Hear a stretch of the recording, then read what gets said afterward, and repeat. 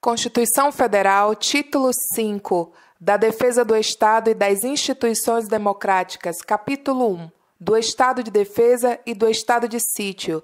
Seção 1, do Estado de Defesa. Artigo 136.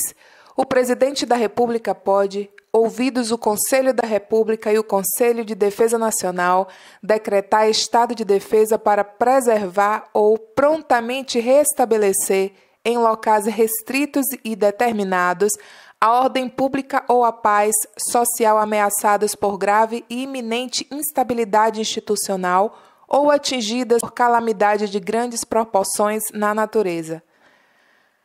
Parágrafo 1º.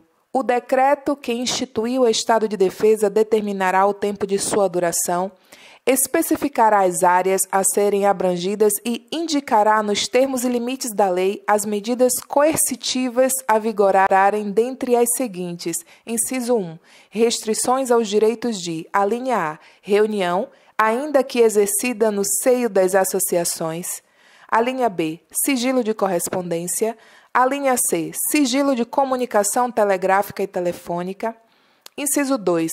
Ocupação e uso temporário de bens e serviços públicos na hipótese de calamidade pública, respondendo à União pelos danos e custos decorrentes. Parágrafo 2º. O tempo de duração do estado de defesa não será superior a 30 dias, podendo ser prorrogado uma vez por igual período, se persistirem as razões que justificarem a sua decretação. Parágrafo 3º. Na vigência do estado de defesa, inciso 1. A prisão por crime contra o Estado, determinada pelo executor da medida, será por este cominada imediatamente ao juiz competente, que a relaxará, se não for legal, facultando ao preso requerer exame de corpo de delito à autoridade policial. Inciso 2. A comunicação será acompanhada de declaração pela autoridade do estado físico e mental do detido no momento de sua autuação. Inciso 3. A prisão ou detenção de qualquer pessoa não poderá ser superior a 10 dias, salvo quando autorizada pelo Poder Judiciário. Inciso 4. É vedada a incomunicabilidade do preso. Parágrafo 4º. Decretado o estado de defesa ou sua prorrogação, o Presidente da República, dentro de 24 horas, submeterá o ato com a respectiva justificação ao Congresso Nacional, que decidirá por maioria absoluta. Parágrafo 5º. Se o Congresso Nacional estiver em recesso, será convocado extraordinariamente no prazo de 5 dias. Parágrafo 6º. O Congresso Nacional apreciará o decreto dentro de 10 dias contados de seu recebimento, devendo continuar funcionando enquanto vigorar o estado de defesa. Parágrafo 7º. Rejeitado o decreto, cessa imediatamente o estado de defesa. Seção 2 do Estado de Sítio. Artigo 137. O Presidente da República pode, ouvidos o Conselho da República e o Conselho de Defesa Nacional, solicitar ao Congresso Nacional autorização para decretar o estado de sítio nos casos de, inciso 1, comoção grave de repercussão nacional ou ocorrência de fatos que comprovem a ineficiência de medida tomada durante o estado de defesa. Inciso 2. Declaração de estado de guerra ou resposta à agressão armada estrangeira. Parágrafo único. O Presidente da República, ao solicitar autorização para decretar o estado de sítio ou sua prorrogação, relatará os motivos determinantes do pedido, devendo o Congresso Nacional decidir por maioria absoluta. Artigo 138. O decreto do estado de sítio indicará sua duração, as normas necessárias à sua execução e as garantias constitucionais que ficarão suspensas e, depois de publicado, o Presidente da República designará o executor das medidas específicas e as áreas abrangidas. Parágrafo 1º. O estado de sítio, no caso do artigo 137, inciso 1, não poderá ser decretado por mais de 30 dias, nem prorrogado de cada vez por prazo superior No do inciso 2,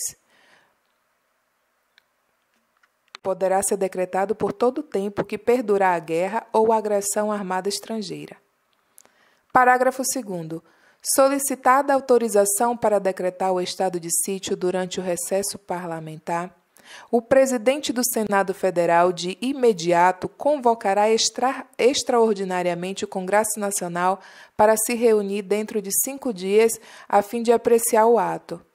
Parágrafo 3º. O Congresso Nacional permanecerá em funcionamento até o término das medidas coercitivas.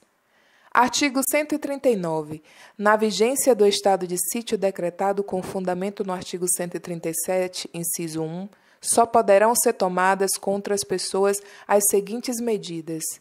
Inciso 1. Obrigação de permanência em localidade determinada.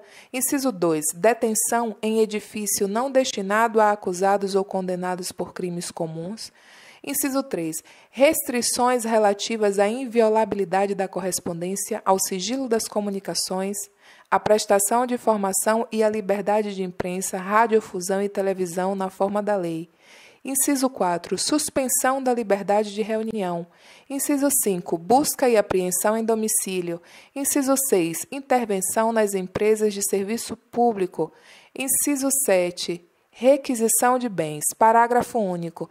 Não se inclui nas restrições do inciso 3º a difusão de pronunciamento de parlamentares efetuados em suas casas legislativas, desde que liberada pela respectiva mesa. Seção 3 das Disposições Gerais. Artigo 140.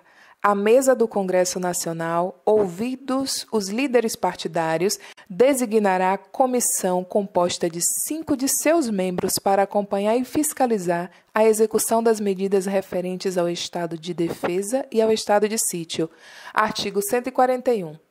Cessado o estado de defesa ou o estado de sítio, cessarão também seus efeitos, sem prejuízo da responsabilidade pelos ilícitos cometidos por seus executores ou agentes. Parágrafo único.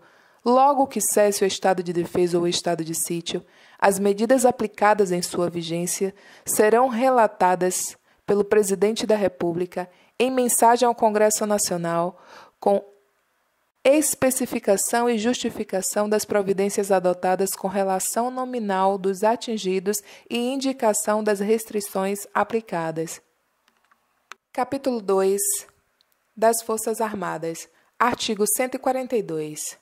As Forças Armadas, constituídas pela Marinha, pelo Exército e pela Aeronáutica, são instituições nacionais permanentes e regulares, organizadas com base na hierarquia e na disciplina, sob a autoridade suprema do Presidente da República, e destinam-se à defesa da pátria, à garantia dos poderes constitucionais e, por iniciativa de qualquer destes, da lei e da ordem. Parágrafo 1º. Lei complementar estabelecerá as normas gerais a serem adotadas na organização, no preparo e no emprego das Forças Armadas. Parágrafo 2º. Não caberá habeas corpus em relação à punição disciplinares militares. Parágrafo 3º. Os membros das Forças Armadas são denominados militares, aplicando-lhes, além das que vierem a ser fixadas em leis, as seguintes disposições. Inciso 1. As patentes com prerrogativas, direitos e deveres a elas inerentes são conferidas pelo Presidente da República e asseguradas em plenitude aos oficiais da ativa, da reserva ou reformado, sendo-lhes privativos os títulos e postos militares e, juntamente com os demais membros, os usos dos uniformes das Forças Armadas. Inciso 2º. O militar em atividade que tomar posse em cargo ou emprego público civil permanente, ressalvada a hipótese prevista no artigo 37, inciso 16, a linha C, será transferido para a reserva nos termos da lei. Inciso 3º. O militar da ativa que, de acordo com a lei, tomar posse em cargo, emprego ou função pública civil temporária, não eletiva, ainda que da administração indireta, ressalvadas as hipóteses previstas no artigo 37, inciso 16, a linha C, ficará agregado ao respectivo quadro e somente poderá, enquanto permanecer nessa situação, ser promovido por antiguidade, contando-lhes o tempo de serviço apenas para aquela promoção e transferência para a reserva, sendo depois de 2 anos de afastamento, contínuos ou não, transferido para reservas no termo da lei. Inciso 4. Ao militar são proibidas a sindicalização e a greve. Inciso 5. O militar, enquanto tem serviço ativo, não pode estar filiado a partidos políticos. Repetindo, inciso 5, o militar, enquanto em serviço ativo, não pode estar filiado a partidos políticos. Inciso 6. O oficial só perderá o posto e a patente se for julgado indigno do oficialato ou com ele incompatível por decisão de tribunal militar de caráter permanente em tempo de paz ou de tribunal especial em tempo de guerra. Inciso 7. O oficial condenado na justiça comum ou militar a pena privativa de liberdade superior a 2 anos por sentença transitada em julgado será submetido ao julgamento previsto no inciso anterior.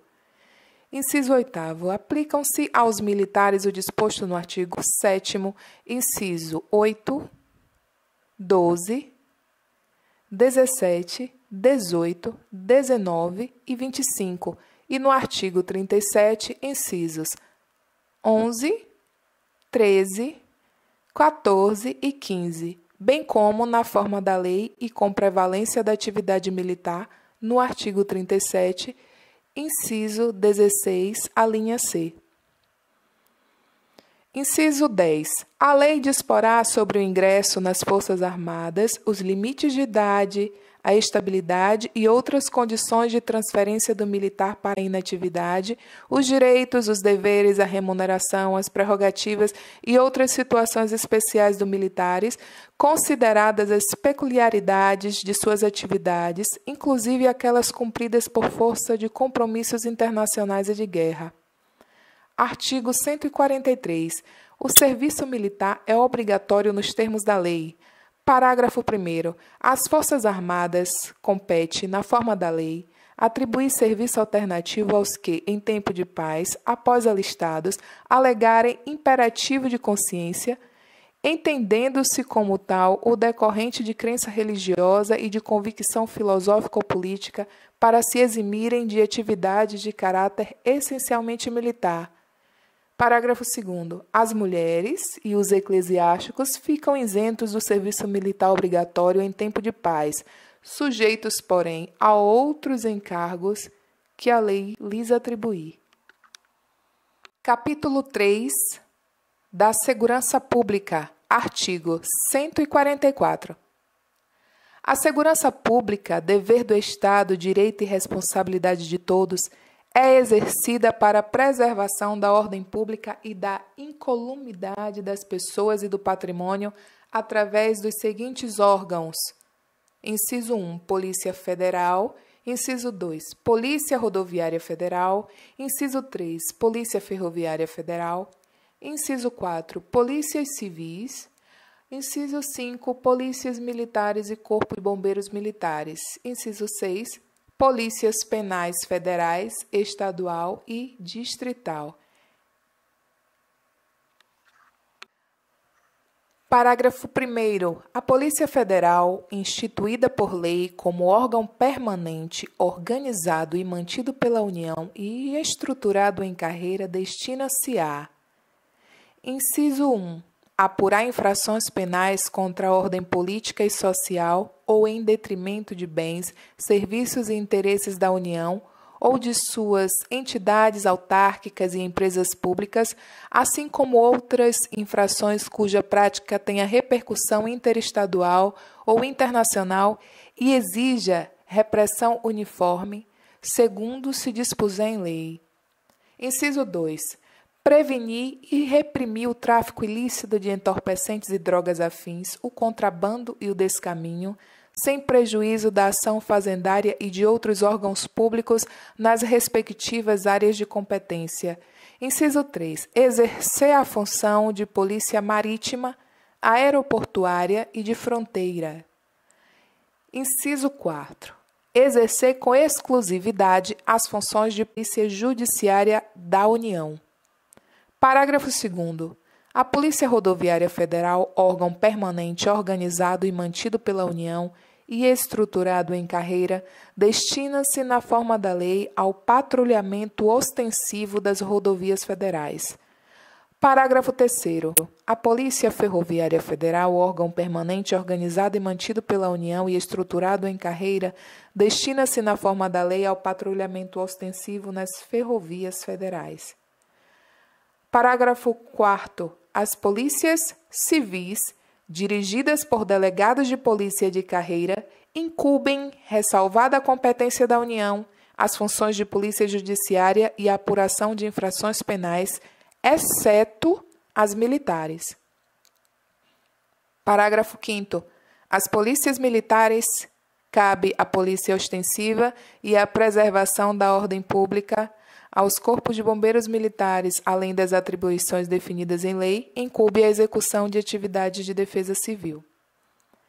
Parágrafo 5º-A.